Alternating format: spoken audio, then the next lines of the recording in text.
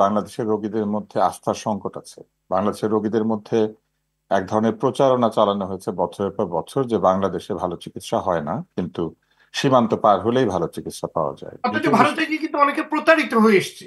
হ্যাঁ, প্রচুর প্রতারণা হয়ে থাকে ভারতে। ভারতে অনেক মানহীন হাসপাতাল আছে। ভারতে ভুয়া ডাক্তারের পরিমাণ সারা পৃথিবীতে সবচেয়ে বেশি। রাইট।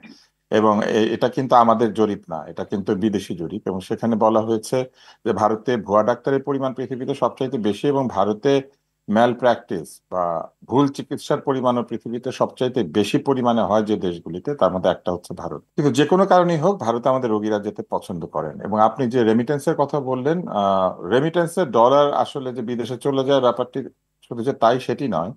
ভারতে চিকিৎসার জন্য অথবা বিভিন্ন দেশে চিকিৎসার জন্য রোগীরা যে টাকা নিয়ে যান, সেটি অবৈধভাবে নিয়ে যান। আমাদের 90%ই আপনার হুন্ডির মাধ্যমে নেন, এটা হ্যাঁ, সবাই আমাদের এর সবাই জানে। এবং আমাদের এখান থেকে যে টাকাটা চলে যায়, এটা মূলত প্রপার চ্যানেলে যায় না, এটা অবৈধভাবে যায়। এটাকে টাকা পাচার বলা যেতে পারে। রোগীরা একদিকে যেমন স্বাস্থ্যের জন্য বিদেশে যাচ্ছেন, তেমনি প্রতিটি রোগী টাকা পাচার করছেন।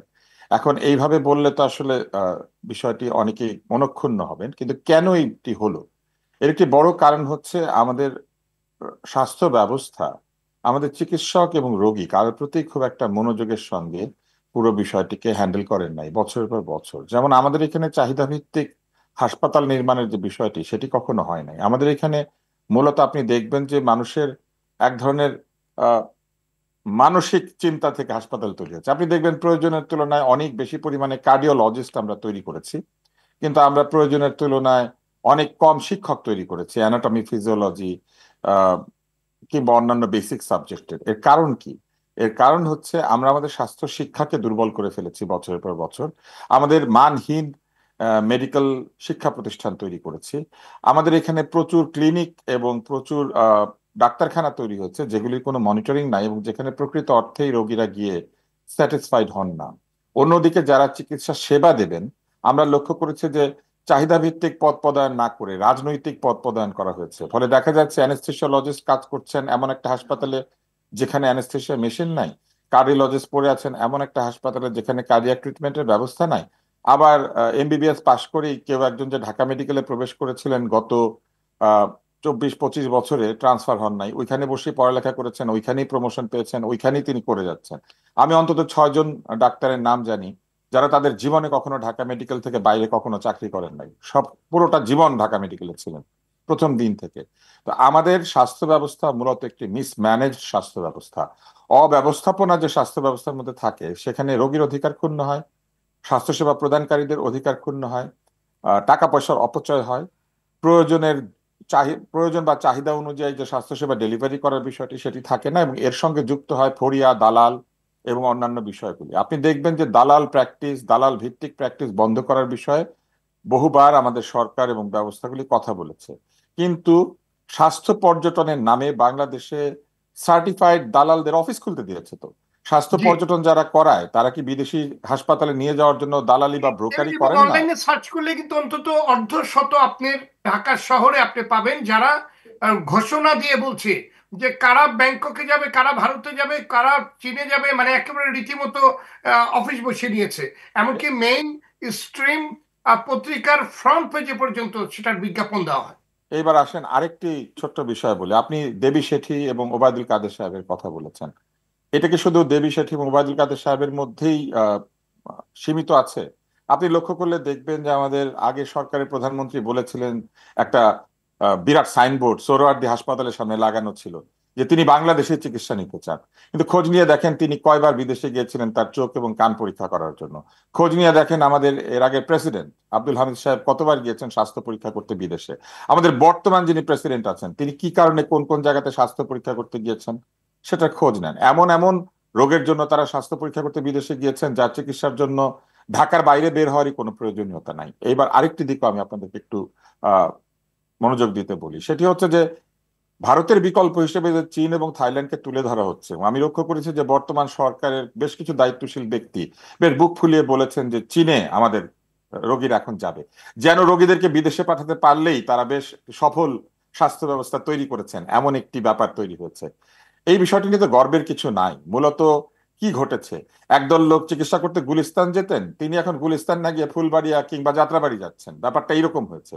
কিন্তু চীন কি আসলে বিকল্প? ভারতে যারা চিকিৎসা করতে যেতেন, আর্থিকভাবে চিন্তা করলে আমাদের এখানে থেকে ভারতে যাওয়া খুব সহজ, কারণ স্থলপথে যাওয়া যায়।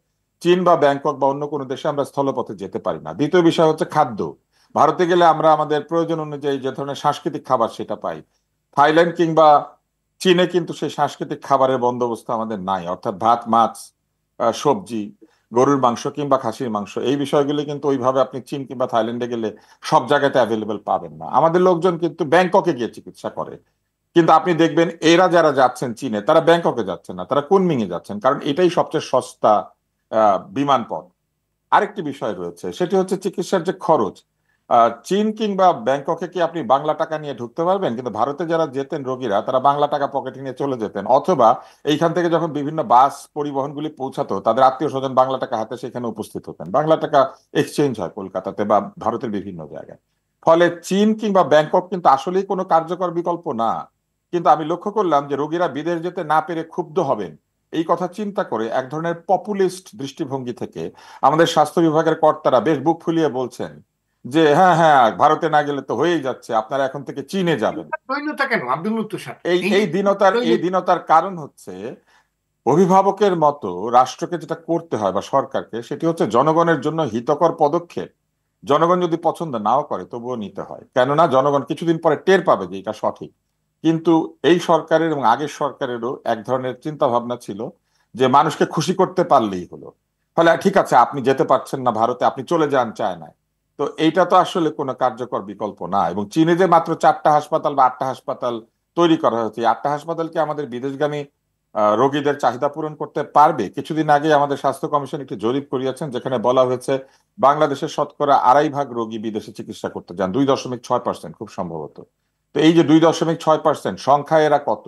এবং চীন কি আসলে এত রোগী হ্যান্ডেল করার ক্যাপাসিটি রাখে?